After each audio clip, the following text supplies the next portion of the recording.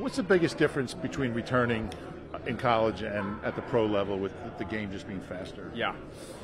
Well, I think a big difference is just the rule change, right? In college, everybody can leave before the ball is punted. In the NFL, it's just the gunners that can leave. So that, schematically, there's a big difference in punt return because they have to fan the field wider, they have to get out later.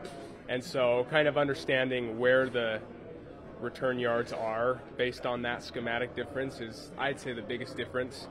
And then I would say on kickoff return, it's just the speed of things. I mean, as a returner, it's less about where the ball ends up and more about hang time. You can have a kicker kick it to the goal line, but if it's low, 3.9 seconds, you can return that. You can have them kick it to the 5-yard line, but if it's hanging up there for almost 5 seconds, 4.5 seconds, even though it's at the 5, those are hard to return. So, I think it's just those guys get down at extremely fast times. Mm-hmm. Your decision making over the summer, how much of a factor do you think that was in kind of showing the coaches that if they need you, they can count on you? Yeah, I think it was huge. I mean, that's kind of what it was in college. Was the first thing I told Coach Whittingham was, I'm going to catch every punt and have you able to trust me mentally that I'll catch every punt and do the basics, make every right decision, fair catch when I need to.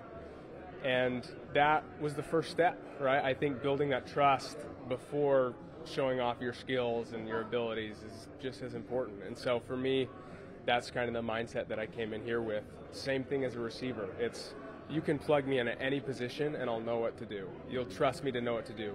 I'll show you my skills, but first and foremost, that I'm going to be on the right page. So you and Devin are both older rookies. Do you think that gives you guys, and you can't speak for him, but does it give you an advantage, maybe just as far as maturity? You've seen the world. I don't know.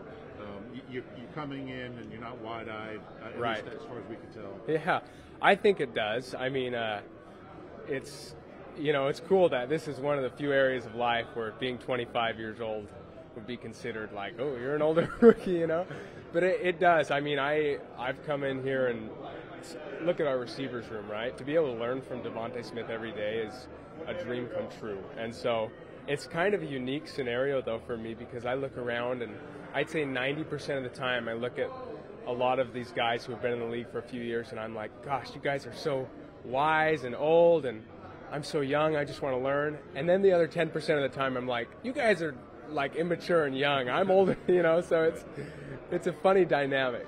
But to be in this receivers room with guys like Smitty and Quez and AJ, and I love it.